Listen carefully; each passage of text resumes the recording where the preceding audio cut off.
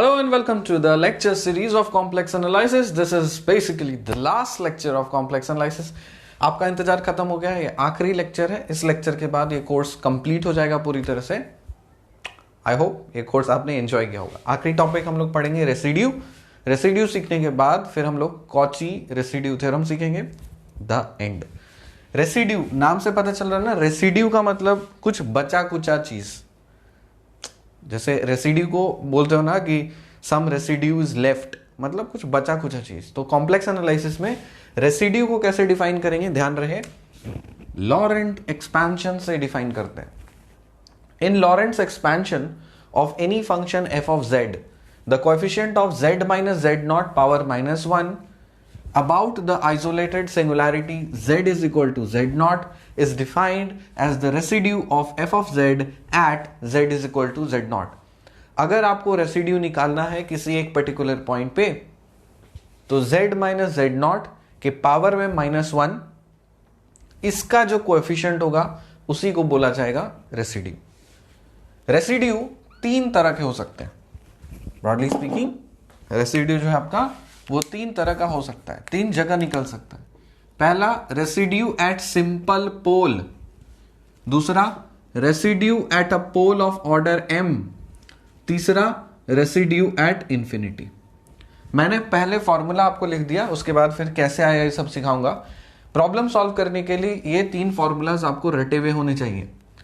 Simple पोल पे residue का formula होता है limit z minus z not into f of z when z tends to z naught. Residue at a pole of order m, इस पे formula होता है residue का 1 by m minus 1 factorial into limit of d dz of m minus 1th derivative of z minus z naught power m into f of z when z tends to z naught. आपको आएगा समझ में कि m क्या है. और residue at infinity पे अगर आप निकालना चाहते हो, तब इस केस में आप बोल सकते हो कि r is equal to limit z tends to infinity of minus z into f of z. ये तीन फॉर्मूला आप प्लीज इसे रट लें. प्रॉब्लम सॉल्व कराएंगे.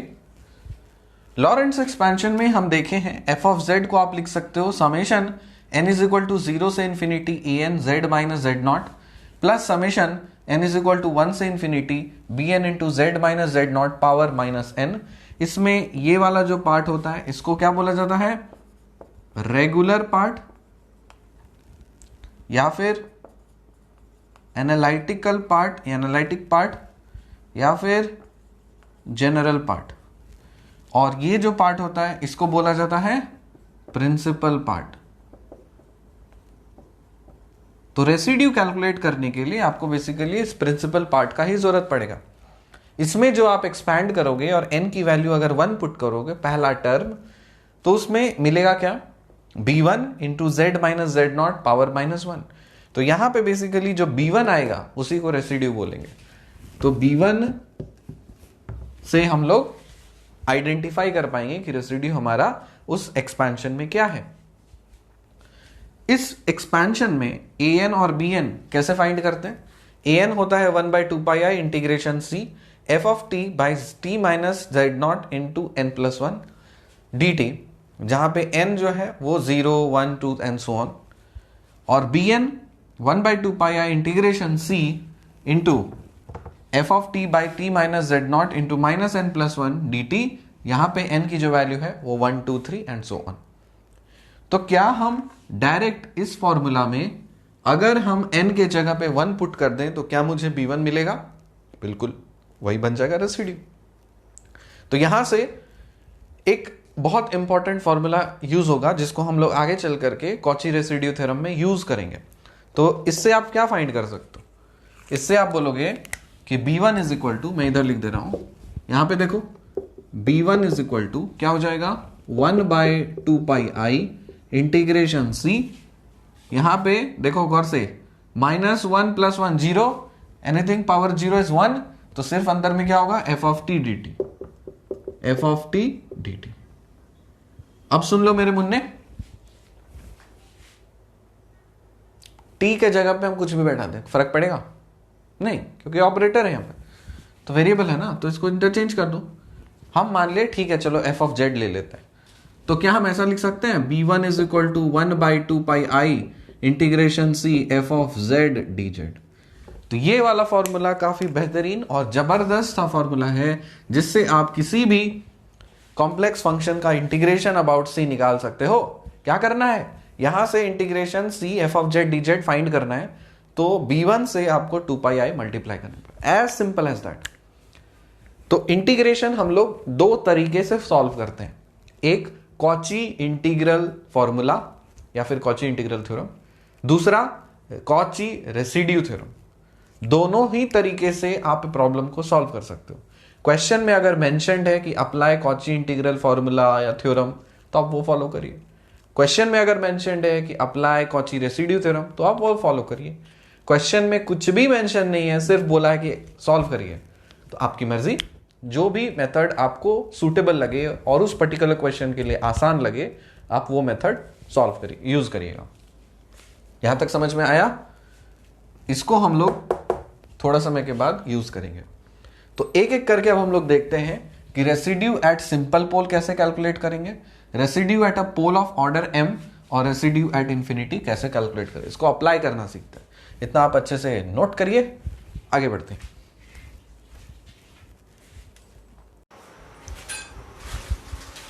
अब हम लोग बात करते हैं रेसिड्यू एट पोल्स। लिखा नहीं मैंने, यहां पे लिख लीजिए हेडिंग, रेसिड्यू एट पोल्स। ठीक है, 3 सेक्शंस में सीखेंगे रेसिड्यू निकालना। Residue at a simple pole, residue at a pole of order m, तो ये है आपका residue at a pole of order at a simple pole. इसके बाद वाले सेक्शंस में हम लोग देखेंगे residue at a pole of order m और उसके बाद रेसिड्यू एट इंफिनिटी। उससे पहले दो नोट पॉइंट इंपॉर्टेंट है। If f of z is analytic at z0, अगर आपका कोई फंक्शन किसी एक पर्टिकुलर पॉइंट पे एनालिटिक है तो उस पर्टिकुलर पॉइंट पे रेसिड्यू होगा 0। उसको लिखने का तरीका होता है residue of f of z at, comma देकर के लिखेंगे z0, तो ये हो जाता है 0। इसको एक और लिखने का तरीका होता है कि z के जगह पे आपको z0 पुट करना है ना, तो डायरेक्ट आप लिख दो residue of f of z0। ठीक है, तो याद रहे कि z0 पॉइंट पे अगर आपका फंक्शन एनालिटिक है तो वो हो जाएगा 0। ठीक है, if f of z has a removable singularity, अगर आपका सिंगुलैरिटी रिमूव किया जा सकता है या फिर सिंगुलैरिटी अगर रिमूवेबल है, तब उस केस में भी f ऑफ z का रेसिड्यू एट z0 वो भी हो जाएगा 0। इसको भी आप कुछ इस तरह से लिख सकते हो, residue at f of z0 is equal to 0। ठीक है, इतना दोनों नोट पॉइंट्स है। इसका एग्जांपल देखिए, f of z is equal to sine z by z है, तो इसमें हम लोग क्या सीखे हैं कि z is equal to 0 is a removable singularity, है ना।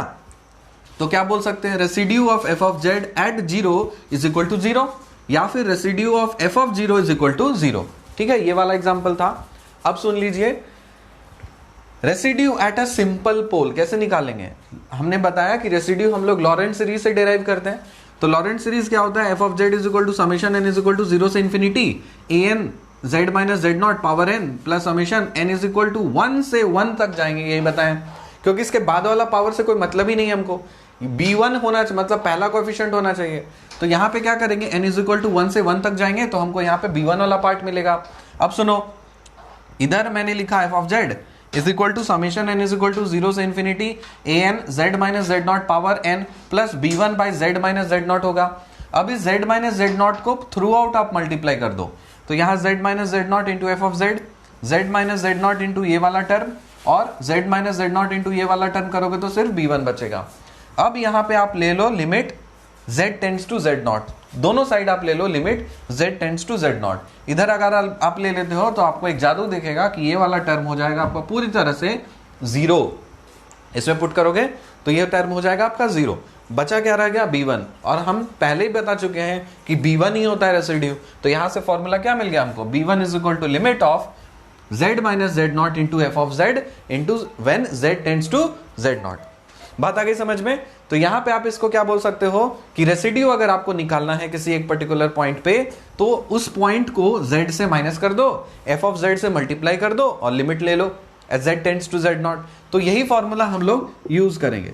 तो ये फॉर्मूला हम लोग इसमें तो यूज करेंगे। आपको एक क्वेश्चन है, यहां से हम एक्सपैंड करके जो कोएफिशिएंट है वो भी निकालने का तरीका आपको सिखा देते हैं। आपको जो अच्छा लगे वो मेथड आप उसको फॉलो कर सकते हो। तो क्वेश्चन है मेरे पास f of z is equal to z to the power of -4 into e to the power of i z है। तो इसको लिखिए। क्वेश्चन है पहला नंबर मेरे पास f of z is equal to z to the power of -4 e to the power of i a z है। ठीक है, इसको क्या लिख सकते हैं हम लोग, e to the power of i a z divided by z to the power of 4। दिखा यहाँ पे, तो ये क्या दिख रहा है, ये दिख रहा है आपको कि z is equal to 0 is a pole of order 4। दिख रहा है, ये क्या बोलेंगे यहाँ पे, z is equal to 0 is a pole of order 4। तो जब हम लोग पोल ऑफ ऑर्डर m वाला सीखेंगे उसमें जो फॉर्मूला डिराइव करेंगे उस फॉर्मूला से ही भी इस क्वेश्चन को सॉल्व करेंगे। लेकिन बहरहाल इसको अभी हम लोग दूसरे मेथड से मतलब एक्सपैंड करके देखते हैं। लॉरेंट से एक्सपैंड करेंगे तो जो b1 जो आपका z माइनस 0 का कोएफिशिएंट होगा पावर माइनस मतलब z टू द पावर -1 का जो कोएफिशिएंट होगा वो हो जाएगा इसका रेसिड्यू। ठीक है, तो इसको एक्सपैंड करें। आपने सीखा है e to the power of x क्या होता है, 1 plus x square by 2 factorial plus x cube by 3 factorial plus x4 by 4 factorial and so on. तो e to the power of i a z क्या लिखोगे, e to the power of i a z is equal to 1 plus i a z plus i a z का whole square divided by 2 factorial plus i a z का power 3 divided by 3 factorial i a z power 4 divided by 4 factorial and so on. Throughout आप z to the power of 4 को multiply करोगे तो आपको f of z क्या मिल जाएगा। देखो हम मल्टीप्लाई करके लिख रहे हैं, यहाँ पे आप मल्टीप्लाई करो 1 by z to the power of 4, तो हो गया 1 by z to the power of 4।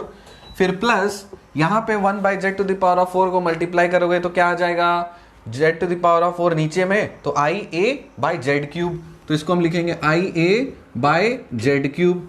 ठीक, इसके बाद क्या करना है, यहाँ पे इस पे करना है i square a square z square, ऊपर में क्या हो जाएगा i square a square z square और नीचे में हो जाएगा आपका z to the power of 4।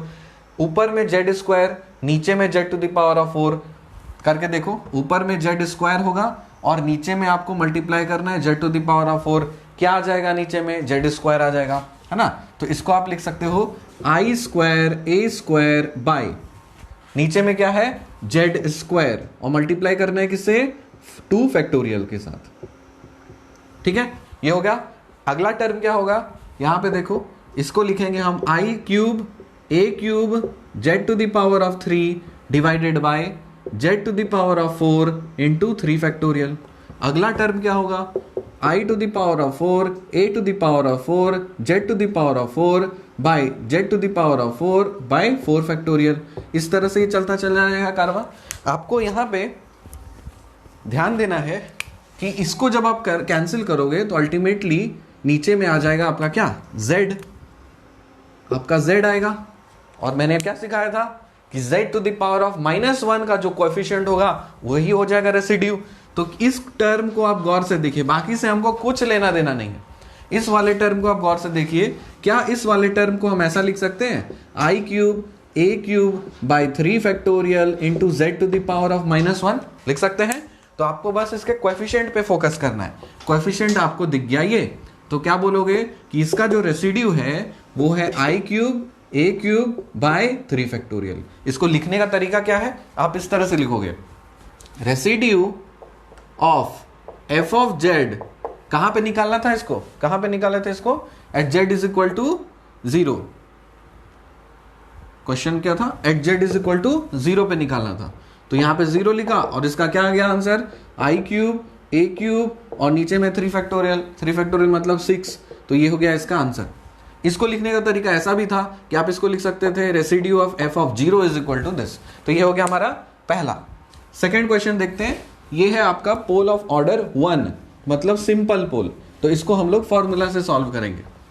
और ये वाला जो क्वेश्चन मैं अभी सॉल्व किया इसको अगले सेक्शन में फॉर्मूला से सॉल्व करेंगे। ये वाला क्वेश्चन है मेरे पास, सेकेंड क्वेश्चन है f of z is equal to z square plus 2 divided by z plus 3। इसका हमको सिंगुलर पॉइंट निकालना है। तो आप जानते हो कि डिनोमिनेटर को करना रहता है 0, तो यहां से मिलेगा z इज इक्वल टू -3। आप क्या बोलोगे कि z is equal to -3 is a pole of order 1, या फिर z is equal to -3 is a simple pole, is a simple pole. अब क्योंकि ये एक सिंपल पोल है इसलिए इसका रेसिड्यू कैसे निकलता है, फॉर्मूला अभी सीखा। Limit z tends to z0, यहां पे z0 मतलब ये वाला जो आपका सिंगुलर पॉइंट है, तो z टेंड्स टू -3। फिर क्या करेंगे, z माइनस z0 मतलब z माइनस ऑफ -3, इसको मल्टीप्लाई करना है किसके साथ, f ऑफ z के साथ। f ऑफ z क्या है, तो z²+2 है और z+3 है। समझ में आया? तो इसको आप लिख सकते हो limit z tends to -3 z+3 into z+2 divided by z+3, इसको कर दोगे कैंसिल, यहां पे पुट करोगे -3 का स्क्वायर बोले तो 9 + 2 हो जाएगा 11, तो 11 हो गया इसका रेसिड्यू, कहां पे, at z is equal to -3। ठीक है, ऑब्वियसली जब प्रॉब्लम सॉल्व करोगे ना तो कुछ ना कटम कुट्टी होगा ही। तो ये था आपका सेकेंड वाला प्रॉब्लम। थर्ड वाला प्रॉब्लम करते हैं।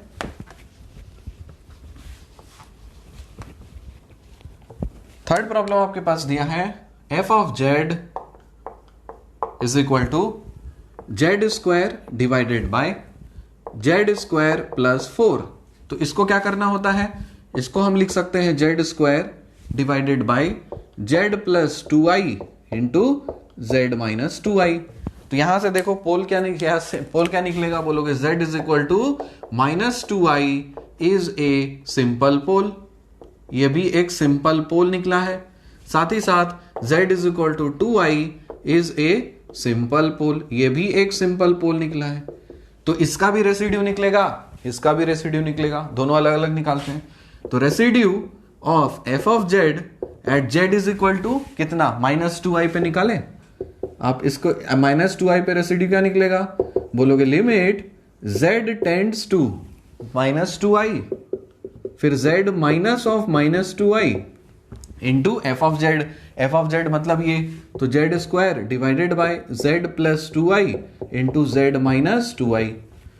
Limit z tends to -2i z+2i into z² divided by z+2i z-2i, यहां से इसको काट दो, -2i का स्क्वायर करोगे तो कितना हो जाएगा, 4i² डिवाइडेड बाय, नीचे में -2i मतलब -4i, तो ये -4i हो गया, इसको काटोगे तो यहां पे i हो जाएगा, ये कट जाएगा, मतलब -i रेसिड्यू निकला, कहां पे, at z is equal to -2i। Same चीज z is equal to 2i पे अगर निकालना हो तो z इज इक्वल टू, इसको मिटा दे, इसका काम नहीं है,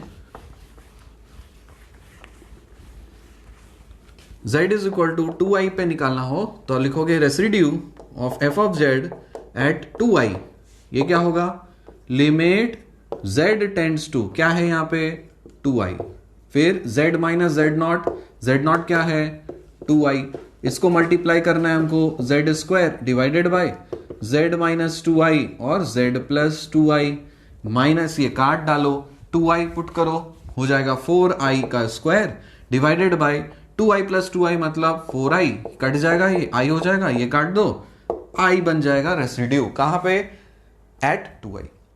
तो ये था आपका कुछ एग्जांपल्स रेसिड्यू निकालने के एट सिंपल पोल। और ये वाला जो प्रॉब्लम था ये था आपका पोल ऑफ ऑर्डर 4 था, 0 is a pole of order 4।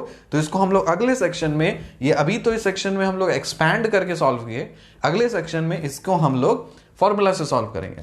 आप इसको भी एक्सपैंड करके कर सकते हो, अगर हम पूछें कि इसका एक्सपेंशन कर दो तो कर ही सकते हो ना, और जो कोफिशिएंट होगा उसका आप बता सकते हो कि वो उसका पोल हो गया।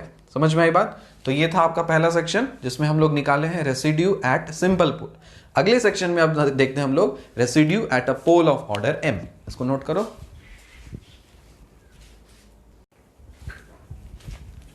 अब हम लोग देखते हैं second section residue at a pole of order m।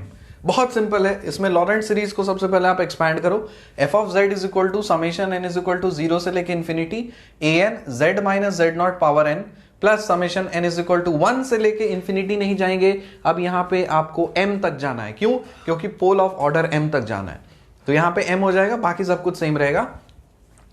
अब क्या करो, इस वाले टर्म को जैसे का तैसा ही रख दो और इसको 1 से लेकर के m तक एक्सपैंड कर दो। b1 z minus z not minus 1, b2 z minus z not minus 2 dot dot dot dot bm z minus z not minus m। ठीक है, अब सब को नीचे में लेके आ जाओ, ये सब निगेटिव पावर से सब डिनोमिनेटर में आ जाएगा। अब क्या करेंगे, z माइनस जेड नॉट से थ्रू आउट आप मल्टीप्लाई नहीं करेंगे। अब इस केस में आपको मल्टीप्लाई करना है z माइनस जेड नॉट के पावर m से। ध्यान रहे, प्रीवियस वाले डेरिवेशन में हम लोग through out z minus z not से मल्टीप्लाई करते थे, जिसके कारण से ये कैंसिल हो जाता था और हमको डायरेक्ट b1 मिलता था।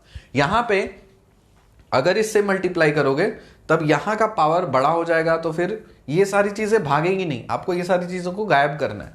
गायब करने के लिए सबसे बेस्ट ऑप्शन ये है कि सबसे जो मैक्सिमम पावर है इस वाले टर्म को थ्रू आउट आप मल्टीप्लाई कर दो। तो देखो क्या किया मैंने, z minus z not power m को मल्टीप्लाई किया इससे इधर, फिर z minus z not power m multiply हो गया इधर, और सबको थ्रू आउट आप करोगे तो क्या हो जाएगा, यहाँ पे z माइनस जेड नॉट ऊपर में माइनस m होगा, m माइनस 1 पावर में माइनस m माइनस 1 होगा। उसी तरह से m माइनस 2 m माइनस 3 करते करते m माइनस m 0 लास्ट वाला टर्म मिलेगा। तो इससे हमको कोई लेना देना नहीं है। क्यों नहीं लेना देना है? क्योंकि अब हम इस पूरे स्ट्रेट लाइन को, इक्वेशन को डिफरेंशिएट करने वाले हैं। तो इधर का यहां इसको छोड़ करके बाकी सारे टर्म्स हो जाएंगे 0। तो इसीलिए अब हम डिफरेंशिएट कर दे रहे हैं कितना times, m minus 1 times. m minus 1 times जब आप डिफरेंशिएट करोगे तब देखो यहां पे दोनों साइड आप m माइनस 1 टाइम्स डिफरेंशिएट करो तो ये वाला फॉर्मूला लिखा, ये वाला फॉर्मूला लिखा और ये वाला फॉर्मूला। इसको जब करोगे तब ये m माइनस 1 टाइम्स फैक्टोरियल ये आ जाएगा। तो देखो यहाँ पे पावर में अगर m माइनस 1 है तो इसका कोएफिशिएंट में m माइनस 1 फैक्टोरियल आ जाएगा। बोलो कैसे आ गया? देखो अगर हम बोले कि z to the power of 4 है, पावर कितना है 4 है, तो इसको 4 टाइम्स डिफरेंशिएट करो। तो बोलोगे सर फर्स्ट टाइम डिफरेंशिएट करेंगे तो ये हमको 4 आएगा और z का पावर 3 आएगा। फिर डिफरेंशिएट करेंगे तो 4 इंटू 3 आएगा और z का पावर 2 आएगा। फिर डिफरेंशिएट करेंगे तो 4 आएगा और 2 इधर उतर जाएगा, z का पावर 1 उतरेगा। फिर डिफरेंशिएट करेंगे तो 4 इंटू 3 इंटू 2 इंटू 1 आ गया। कितनी बार डिफरेंशिएट किया? पहली बार, दूसरी बार, तीसरी बार, चौथी बार। पावर जितना है उतना टाइम्स आप डेरिवेटिव लोगे तो यहां पे 4 जो था वो ये क्या दे दे रहा है, ये आपका 4 फैक्टोरियल दे दे रहा है। उसी तरह से पावर माइनस m माइनस 1 है तो आप m माइनस 1 टाइम्स डेरिवेटिव लोगे तब कोएफिशिएंट क्या होगा इसका, m माइनस 1 फैक्टोरियल होगा, और b1 तो है ही, कोई दिक्कत नहीं है। अब दोनों साइड आप लिमिट ले लो, limit z tends to z nought. ये जब हम ले लेंगे तब ये वाला टर्म हो जाएगा बेसिकली 0, ये वाला टर्म हो जाएगा 0, और यहां से b1 को आप लिख सकते हो m माइनस 1 फैक्टोरियल चला जाएगा इधर डिनोमिनेटर में, तो 1 by m minus 1 factorial into limit z tends to z not इधर आ जाएगा, dd m माइनस 1 वगैरह ये सारे टर्म्स। तो आपको एक फॉर्मूला मिल गया b1 का, ये वाला चीज। तो इसका डेरिवेशन आप याद रखिएगा, हो सकता है पूछ दे आपको। तो इसके पहले वाला डेरिवेशन, ये वाला डेरिवेशन, अगला डेरिवेशन जरूरी नहीं है, उसका बस एक छोटा सा फॉर्मूला था, वही आपको यूज करना है। तो अब इसको, ये वाला जो क्वेश्चन था, पहला वाला क्वेश्चन क्या था, e to the power of i a z by z to the power of 4 था ना। अब इस वाले क्वेश्चन को हम इस वाले फॉर्मूला से आपको दिखाते हैं, आपको वही आंसर आएगा। आंसर क्या आ गया था आपका, i cube a cube by 6 या 3 फैक्टोरियल। इसी को अब हम यही फॉर्मूला से सॉल्व करके आपको दिखाते हैं, आपको देखने मिलेगा जादू। फॉर्मूला बस आपको याद रखना है, क्या है formula, b1 is equal to 1 by m minus 1 का factorial, limit z tends to z not, dm minus 1 by dz m minus 1। किसका डेरिवेटिव लेना है, z minus z not power m into f of z का। तो हम इसको अलग अलग तोड़ तोड़ के सॉल्व करते हैं। सबसे पहले तो एफ ऑफ जेड आइडेंटिफाई करो। आपके पास एफ ऑफ जेड है e to the power of i a z by z to the power of 4, कोई दिक्कत नहीं। अब क्या करना है, z माइनस जेड नॉट, तो सबसे पहले तो जेड नॉट निकालो। तो यहां से तो आपको पता है कि ये क्या है, z is equal to 0 is a pole of order 4, क्योंकि यहां पे 4 को 0 आएंगे। z इज इक्वल टू 0 0 0 0, तो यहां पोल रिपीट हो रहा है ना, इसीलिए पोल गया है ऑर्डर 4। आपको निकालना है इसका रेसिड्यू। तो रेसिड्यू आप कैसे निकालोगे, ये तो आपको पता चल गया। तो यहां से जब आप कंपेयर करोगे ना, तो आपको फाइनली z नॉट जब मिलेगा ये मिल जाएगा 0। तो यार कुछ नहीं, ये सिंगुलर पॉइंट है जिसपे आपका एनालिटिक नहीं है, यही चीज है। हम इसी को लेकर के आगे बढ़ेंगे। गौर फरमाइए, z minus z not power m, फिर कंपेयर करोगे तो m क्या मिल गया, m भी मिल गया है 4। ये सब मिल चुका है हमको कंपैरिजन से। एक एक करके करते हैं। z minus z not power m into f of z, मतलब क्या बोलोगे सर, ये और कुछ नहीं, z माइनस 0 का power 4 into f of z। Sir ये और कुछ नहीं, z to the power of 4 into f of z, मतलब ये e to the power of i a s z by z to the power of 4 cancel हो जाएगा। Finally ये वाला जो एक्सप्रेशन है ये बन जाएगा e to the power of i a z. अब इसका आपको कितनी बार डेरिवेटिव लेना है, m माइनस 1 4 माइनस 1 मतलब 3, इसको आप 3 बार डेरिवेटिव ले लो। तो फाइनली ये वाला आप b1 लिख सकते हो 1 डिवाइडेड बाय 4 माइनस 1 मतलब कितना, 3 फैक्टोरियल लिखोगे। लिमिट डालना है आपको, कहां से कहां, z टेंड्स टू 0, और थर्ड डेरिवेटिव आपको लेना है किसका, e to the power of i a z का। बस ये करना है, आंसर आ जाएगा आपका। तो करते हैं इसको 3 बार डेरिवेटिव। एक बार जब डेरिवेटिव लोगे तब ये बनेगा i a e to the power of i a z. फिर से लोगे तो i square a square e to the power of i a z. फिर से लोगे i cube a cube e to the power of i a z. कोई दिक्कत नहीं, पुट कर दो यहां पे। b1 is equal to 1 by 3 factorial limit z tends to 0 i cube a cube e to the power of i a z. z के जगह पे 0 पुट करोगे तो ये क्या बन जाएगा, 1। तो ये तो बन गया है मेरा 1। फाइनली क्या आंसर हो गया, i cube a cube by 3 factorial, मतलब i cube a cube divided by 6। क्या ये वही आंसर है जो आपको पहले मिला था, एक्सपेंशन करके निकालते? मजा आया, समझ में आ गया? आई होप ये एग्जाम्पल सफिशिएंट है। प्रैक्टिस सेशन में रेगुलरली जब हम लोग रिगोरस प्रैक्टिस करेंगे कोर्स कंप्लीट होने के बाद, उसमें आपको अलग अलग क्वालिटी के लो मीडियम हाई हर तरह के क्वेश्चंस को प्रैक्टिस करेंगे। फिलहाल इस पर्टिकुलर सेक्शन में मुझे आपको कॉन्सेप्ट देना था, कॉन्सेप्ट आप सीख चुके हो, यही आपको फॉलो करना है। इसका अगला टॉपिक है मतलब रेसिड्यू एट इंफिनिटी, वो भी और कुछ नहीं, सिंपल है।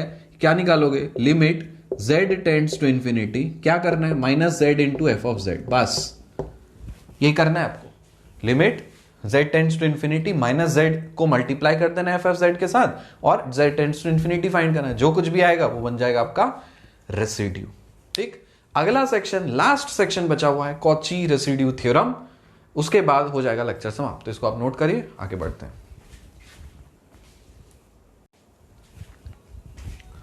अब देखो यहां पे कॉची रेसिड्यू थ्योरम आपका आखिरी topic. If f of z is analytic within and on a closed contour c except at a finite number of poles inside c, then integration c f of z d z is equal to 2 pi i summation r. मतलब उस case में आपको integration क्या हो जाएगा, 2 pi i times summation of are. तो integration solve करने के लिए थ्योरम यूज किया जाता है। इंटीग्रेशन, कॉम्प्लेक्स इंटीग्रेशन जो है उसको आप कॉची इंटीग्रल थ्योरम या फॉर्मूला से भी यूज कर सकते हो, या फिर कॉची रेसिड्यू थ्योरम से भी आप उसको यूज कर सकते हो। ठीक है, तो 2 pi i times summation of R मतलब residues, where summation of R is equal to sum of residues of f of z at its pole within C. कैसे, ये फॉर्मूला कैसे आया, ध्यान दो। जैसे मान लो एक कॉन्टूर मैंने डेवलप किया है सी, और उसके अंदर में सपोज मान लो बहुत सारे पॉइंट्स हैं, सिंगुलर पॉइंट्स। जस्ट इमेजिन कि अगर कोई इस तरह से क्लोज्ड कॉन्टूर है और अंदर में कोई भी सिंगुलर पॉइंट नहीं है, सारे के सारे पॉइंट्स पे फंक्शन अगर एनालिटिक है तो कोई भी फंक्शन का इंटीग्रेशन इस क्लोज्ड कॉन्टूर के अगर अलोंग लोगे तो क्या आएगा आंसर? 0। जानते हैं हम लोग कॉची इंटीग्रल थ्योरम से। लेकिन यहां पे वैसा सिचुएशन नहीं है, तो इसका इंटीग्रेशन तो 0 नहीं आ सकता। क्यों? क्योंकि अंदर में बहुत सारे पॉइंट्स हैं जो कि सिंगुलर पॉइंट्स हैं, मतलब इस पॉइंट्स पे आपके फंक्शन एनालिटिक नहीं है। अगर थ्रू आउट एनालिटिक नहीं है तो क्या इस क्लोज्ड इंटीग्रेशन या इंटीग्रेशन अबाउट दिस कॉन्टूर सी 0 आएगा? नहीं आएगा। समझ में आया पहला चीज? अब देखो, क्योंकि अंदर में ये सारे सिंगुलर पॉइंट्स हैं, मतलब पोल्स हैं, तो हम क्या किए, हर पोल पे इसका कुछ नेबरहुड सर्कल बना लिए। तो Z1 पॉइंट पे एक सर्कल बनाया C1, Z2 पे एक सर्कल बनाया C2, Z3 पे एक सर्कल बनाया C3, इस तरह से n पॉइंट्स हैं तो Zn पे बना लिया सर्कल Cn। अब क्या हम कॉची इंटीग्रल फॉर्मूला लगा सकते हैं इस पर्टिकुलर केस के लिए? हाँ, जो बाहर का कॉन्टूर है बड़ा वाला, उसको हम लेफ्ट हैंड साइड में लिखते हैं, ये जानते हो। So integration C f of z dz, कोई दिक्कत नहीं। और अंदर में जितने सारे सर्कल्स बने हैं सबको ऐड कर देते हैं हम लोग, सीखे हैं ये। So integration C1 f of z dz plus integration C2 f of z dz dot dot dot dot integration Cn f of z dz। ठीक है, यहां से ये पता चल रहा है। अब सुनो, अभी जस्ट थोड़ा देर पहले रेसिड्यू क्या बताए थे? ये है एक्सपेंशन, जो b1 का कोएफिशिएंट होता है, मतलब जो आपका z minus z not power -1 होता है, उसका जो कोएफिशिएंट b1 हुआ करता था उसी को रेसिड्यू बोला जाता था। तो यहां पे इस वाले फॉर्मूला से, मतलब अभी जस्ट पता किया ना कि इंटीग्रेशन जो सी दो सर्कल है आपके पास, तो अंदर वाला कॉन्टूर के रेस्पेक्ट में जब आप इंटीग्रेशन कर रहे हो तो वो क्या होता है? 2 पाई आई टाइम्स रेसिड्यू। अरे अभी तो सीखे जस्ट, इसी को अब हम यहां पे पुट कर देंगे, क्योंकि यहां पे C1 C2 Cn ये सारे के सारे अंदर में है, तो हम इजिली बोल सकते हैं ये और कुछ नहीं, 2 pi i times residue at Z1, 2 pi i times residue at Z2, 2 pi i times residue at Zn। Logic कितना सिंपल है, हो गया। ये वाला फॉर्मूला यहां पे पुट कर दो, सब जगह आ जाएगा 2 pi i residue of f of Z1 रूप 2 pi i residue of f of Z2 dot dot dot कर दो, 2 पाई आई कॉमन ले लो, ये सारे के सारे क्या हो जाएंगे? रेसिड्यूज के सम आ गया आपका। सिंपल यही है। अब एक क्वेश्चन देखते हैं इसको, तो आपको समझ में आ जाएगा कि इसको हम लोग कैसे अप्लाई करके सॉल्व करते हैं। तो देखो, आपको बोला कि इंटीग्रेशन सॉल्व करने के लिए इसको आप कॉची इंटीग्रल फॉर्मूला से लगा करके भी सॉल्व कर सकते हो, उसमें तो कोई दिक्कत ही नहीं है, मैंने आपको बताया है कैसे सॉल्व करते हो। तो इसको आप कॉची इंटीग्रल फॉर्मूला से भी सॉल्व करना, हम कॉची रेसिड्यू थ्योरम से सॉल्व कर रहे हैं। क्वेश्चन है मेरे पास integration C z² + 2 divided by z + 3, और इसको dz के रेस्पेक्ट में, और आपको जो कॉन्टूर दिया हुआ है वो दिया हुआ है 7। कोई दिक्कत नहीं। सबसे पहले तो आप कॉन्टूर बना लो। कॉन्टूर आप बनाते हो तो mod z = 7, मतलब सर्कल सेंटर है ऑरिजिन रखे 7 यूनिट्स रेडियस का एक सर्कल बन गया। अब इसका सिंगुलर पॉइंट निकालो। सिंगुलर पॉइंट क्या बोलोगे? z + 3 = 0, सर z = -3, ये उसका सिंगुलर पॉइंट हो गया। कहाँ है -3? बोलोगे सर यहाँ पे, ये तो आपका -7 होगा, है ना, ये आपका 7 होगा, ये सब जानते हो 7 यूनिट्स है, ये आपका 7i है या -7i है, कोई दिक्कत ही नहीं। ये आपका -3 है, ये सिंगुलर पॉइंट अब इस सर्कल के अंदर में है। अब ये बताइए कि अगर हम इंटीग्रेशन फाइंड कर रहे हैं अबाउट दिस कॉन्टूर C, तो क्या इसका इंटीग्रेशन 0 आएगा? नहीं आएगा। क्यों? क्योंकि अंदर में एक सिंगुलर पॉइंट है। तो इसको आप कॉची इंटीग्रल फॉर्मूला से आपको सिखाया कैसे सॉल्व करते हैं, इसको हम रेसिड्यू थ्योरम से बता रहे हैं। तो आपको क्या करना है, इसका मतलब और कुछ नहीं, आपको करना है कि अभी जो फॉर्मूला आपको दिखाया ना, क्या है formula? Integration C f of z dz = 2 pi i times summation of residues. जितने रेसिड्यूज मिलेंगे इसके अंदर सबको आप जोड़ दीजिए, 2 पाई आई से मल्टीप्लाई कर दीजिए, इस कॉन्टूर के अबाउट आपका इंटीग्रेशन हो जाएगा साहब, चाहे जो मर्जी फंक्शन हो। तो फंक्शन मिल गया आपको, ठीक है, ये भी मिल गया है आपको, कॉन्टूर भी मिल गया है, आपको ये फाइंड करना है। तो तो आप कैसे यहाँ पे कितने रेसिड्यू मिलेंगे? बोलोगे सर एक रेसिड्यू मिलेगा। क्या कैसे निकालते हैं फॉर्मूला रेसिड्यू? बताओ इसका रेसिड्यू कैसे निकलेगा? अभी सिखाएं। ये क्या है? एक पोल है, तो क्या बोलेंगे? z is equal to -3 is a pole of order कितना? ऑफ ऑर्डर 1, पावर 1 है, तो ये सिंपल पोल है। सिंपल पोल का फॉर्मूला, जो रेसिड्यू का फॉर्मूला क्या होता है? z minus z not into f of z. ये आपको लिमिट करना रहता है ना, तो r is equal to limit z tends to z not into this. अब z नॉट क्या है यहाँ पे? -3, तो इसको क्या बन जाएगा? बोलोगे sir limit z minus of -3 कर दिए और f ऑफ z से multiply, so z square by 2, sorry z square plus 2 by z plus 3। ये z प्लस 3 हो गया, कट गया, और z टेंड्स टू क्या होना है? z टेंड्स टू आपको करना है -3। यहां पे आप -3 पुट करोगे, -3 का स्क्वायर हो जाएगा 9, 9 प्लस 2 हो जाएगा आपका 11। तो ये क्या बन गया? आपका रेसिड्यू बन चुका है, रेसिड्यू बन चुका है आपका 11। तो आंसर क्या हो जाएगा इसका, बताओ? और ये चीज आपको देखना है कि ये वाला जो सर्कल के अंदर में ये सिंगुलर पॉइंट लाई कर रहा है कि नहीं कर रहा, समझ में आ रहा है? तो यहां पे रेसिड्यू निकल चुका है। तो फाइनली आप बोल सकते हो कि integration C z square plus 2 by z plus 3 d z is equal to 2 pi i times sum of residues. कितना सब जितना रेसिड्यू मिलेगा सब जोड़ दो, तो यहाँ पे तो एक ही मिला है, तो हम 11 से मल्टीप्लाई कर देंगे, तो इसका आंसर क्या आ गया? 22 पाई आई। सिंपल, कितना आसान है, ठीक है। अब इसी में थोड़ा सा मॉडिफिकेशन कर देते हैं।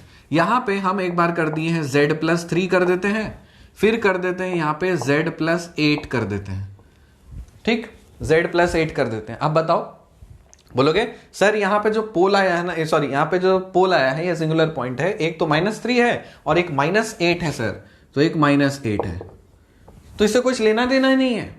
अंदर का सिर्फ आपको इसके रेस्पेक्ट में आपको रेसिड्यू फाइंड करना है, तो कोई फर्क नहीं पड़ेगा आंसर में। लेकिन अगर हम यहां पे z -1 कर दें तो अब फर्क पड़ेगा।